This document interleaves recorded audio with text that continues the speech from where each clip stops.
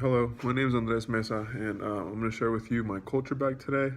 One of the things that I found difficult while assembling my item list was trying to attain items which didn't necessarily um, focus on my family's culture, but my specific culture.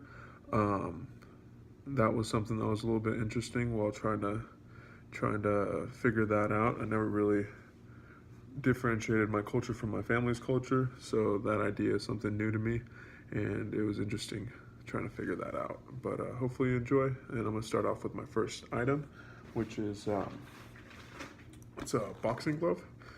This one goes kind of in with my race and ethnicity as well as language. The reason I chose this boxing glove is because I box. I'm an avid boxer. It's a sport that's popular in both cultures, American and Mexican, which I am. I'm Mexican American. Nationally, I am American, but I come from Mexican ancestry. I'm first generation. I speak both Spanish and English. And the reason I chose this glove is because it is an Everlast glove, which is American made and it's an American company. But it is a MX style glove, which is just a kind of glove that certain boxers like to use. It's called a puncher's glove. This one's actually made in Mexico, handcrafted in Mexico. Mexico is known for making some of the highest quality boxing gloves in the world.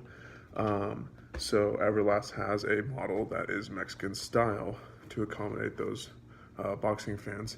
And I think that glove represents me because it is Mexican descent, made in Mexico, though it is American. Everlast glove and Everlast, an American brand, similar to me. Speak English. I am American, but I'm also Mexican and I speak Spanish.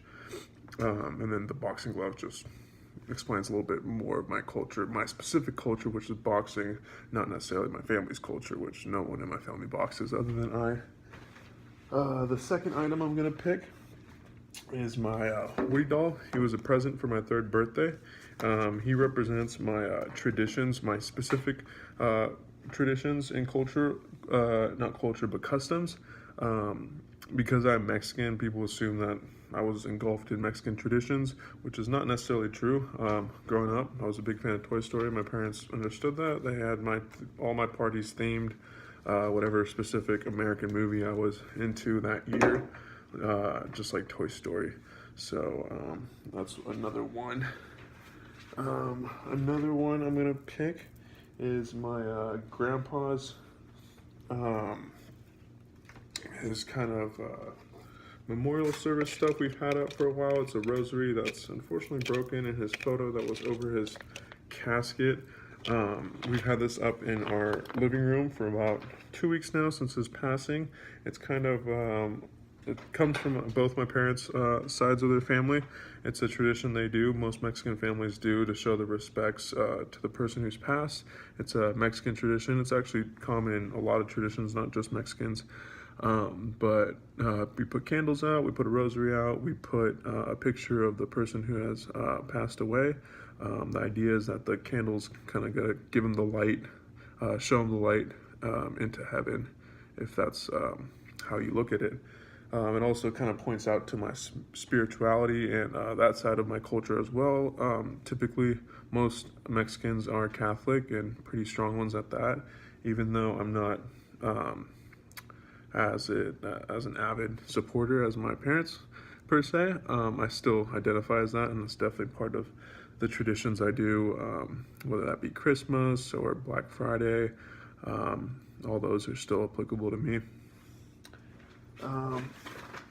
So that's 1, 2, 3. Another one that I'm gonna do is salsa. Even though it is a liquid, it's a food, it's not a drink. You put it on top of it and you eat stuff with it. It just goes, we've always had homemade salsa somewhere in our fridge.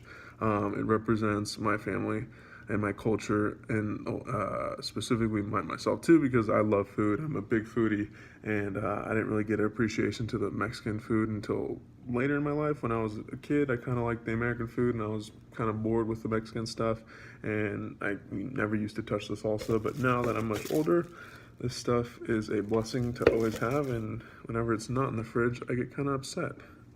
And the final piece of my culture project would be a bottle of cleaning solution. The reason I picked the Spick and Spam is because specifically for music, the majority of the time when my parents would play their music of choice would be Saturday or Sunday mornings, when they would be off from work and they would be cleaning the house. Me and my sister would be used to getting woken up around 6 or 7 a.m. in the morning due to loud Spanish music being played. That was kind of a universal signal for us to know that my parents were already cleaning and it was our turn to start cleaning. So, not really big into parties or festivals or anything like that where music was a big deal, but one way music played a big deal in my culture was in Saturday, Sunday mornings when we'd get together as a family and clean. I want to share with you the bag I chose. It's a freezer bag from Costco. It's a big one. The reason I chose that, the significance there was it's a preserving bag. It preserves the cold foods or perishable foods, and I think that's very similar to our cultures. If we don't protect them and reflect on them, our cultures are subject to go to waste. So it's one thing we need to always keep in mind and be conscious about. So as I mentioned in the beginning of the video, I didn't realize how different my personal culture was from my actual parents' culture, even though their culture was a huge influence on my life and can't be divided from each other. There are aspects of my culture that I have that they don't, that I received from being from growing up and being born here in America. And the more I realize it, the more I have. And it's similar with my sister. She also does. And that's just one of the cool things about culture. Thanks.